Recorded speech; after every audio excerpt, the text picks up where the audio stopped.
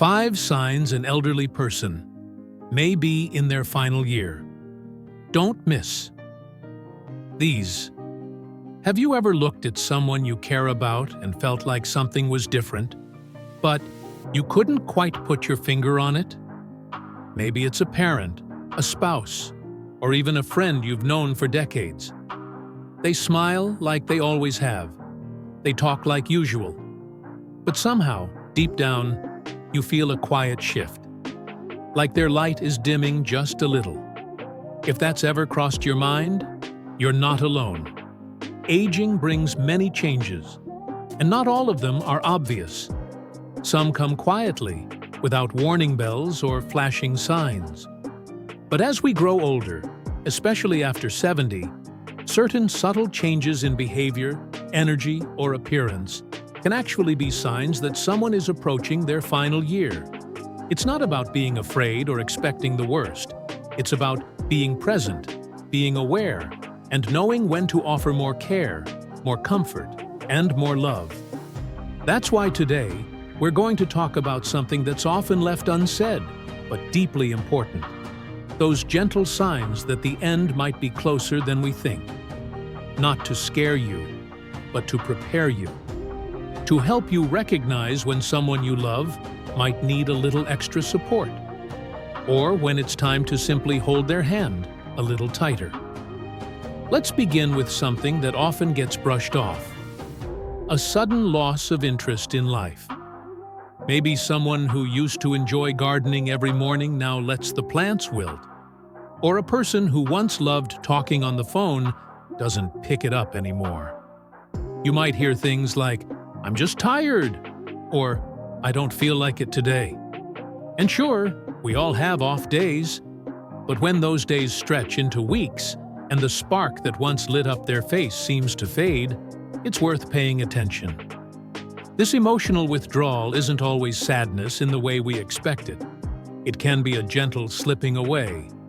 Less conversation, less eye contact, fewer jokes, and an overall sense of detachment from the world. Sometimes it's not depression. It's a quiet acceptance that their journey is nearing its end. Their heart is slowly turning inward, preparing for something even they might not fully understand. And this, more than words, can be a powerful sign that the clock is winding down. Another sign that often goes unnoticed is dramatic changes in eating or drinking habits. Someone who used to clean their plate might now only pick at their food. Their favorite meal sits untouched. Or maybe they suddenly crave only sweets or barely drink any water. These aren't just quirks. They're often tied to the body slowing down. As the body begins to prepare itself for the end, its needs shift. Digestion slows, hunger fades, and even taste can change. Sometimes they'll say food just doesn't taste good anymore, or they'll forget to eat altogether. You might notice their clothes getting looser, their hands more frail. And it can be easy to think it's just part of aging. But often, it's more than that. It's the body quietly stepping back, releasing its grip on the routines it once held so tightly. Now, let's talk about something that might sound small but speaks volumes. A deep, unexplained fatigue. We're not talking about the kind of tired you feel after a walk or a poor night's sleep. This is the kind of weariness that clings to the bones. Someone who once enjoyed simple things, a stroll to the mailbox, folding laundry, sitting in the sun, might now seem exhausted just getting out of bed. They might nap more often or stay in their chair longer. Conversations wear them out. Even smiling takes effort. And again, they might not complain. They might not even say a word. But if you watch closely, you'll see it. The heaviness in their movements, the slow shuffle of their feet, the sighs that slip out when they think no one's listening. This isn't just about muscles growing weaker. It's the body conserving its final bits of energy. It's nature gently preparing for rest. And as heartbreaking as that sounds, it's also something sacred. A reminder that time is precious, that every moment, every word, every touch becomes even more meaningful when we know the person in front of us is moving into their final chapter. If you've noticed any of these signs in someone close to you, don't panic, don't feel guilty, and don't assume it means the end is coming tomorrow. These signs are not a countdown. They're a calling, a call to be present, to listen more, to speak softly, to offer kindness without expecting anything in return. Because the truth is, none of us knows the exact hour or day, but we can choose to show up, to love fiercely, and to make the most of the time we have left, for ourselves and for those we cherish. Now, as we continue this journey, there are a couple more signs that are just as important, and often even more subtle. Let's take a deeper look. Now that we've talked about the emotional withdrawal and the slow fade of physical strength, there's another subtle change that can be easy to brush off, but it's just as important. It's when someone starts to lose interest in food. You might notice they're skipping meals more often, or just picking at their plate without much appetite. Maybe they say they're not hungry, or they're too tired to eat. And while we all have days where food just doesn't appeal to us, when this becomes a pattern, especially in someone who used to enjoy meals, it can be a quiet sign that their body is shifting. What's happening here isn't always about the food itself. Sometimes the body is working harder just to keep going, and digestion becomes more of a task than a pleasure. Energy gets redirected to other parts of the body, and the appetite fades. You might notice they prefer soft foods, sip more than they chew, or stop eating halfway through. They may even say food tastes different or feels like too much effort. This is where it helps to be gentle but intentional. Offer smaller portions of their favorite foods. Try meals that are easier to swallow. Warm soups, soft fruits, or a smoothie full of nutrients. And don't underestimate the power of mealtime as a moment of connection.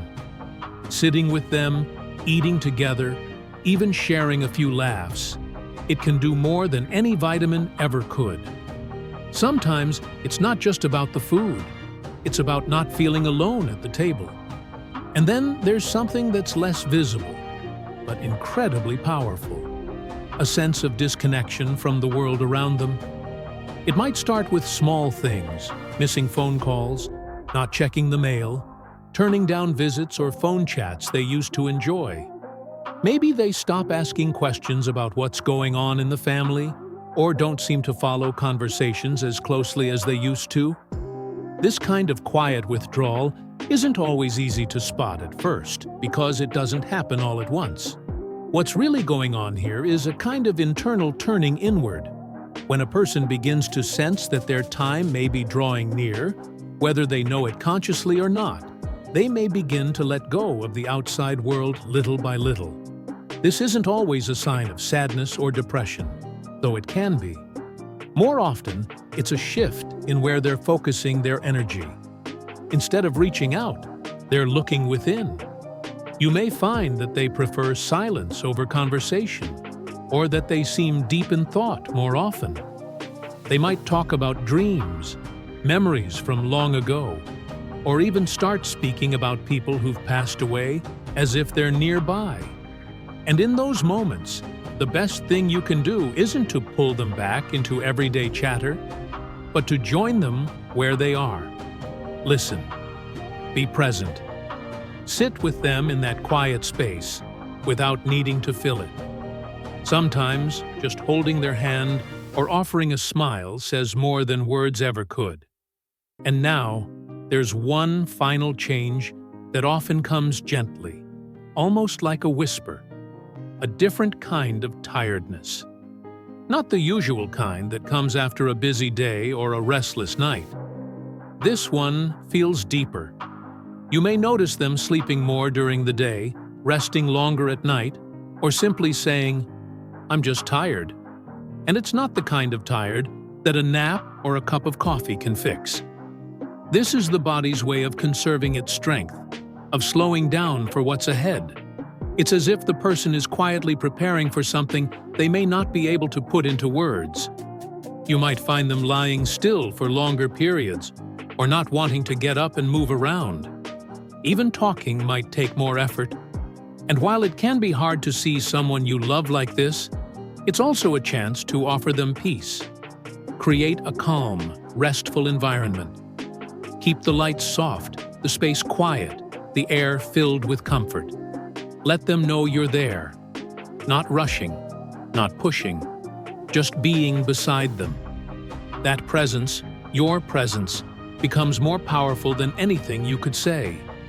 It tells them they're not alone, that they are loved deeply and completely, even in the stillness.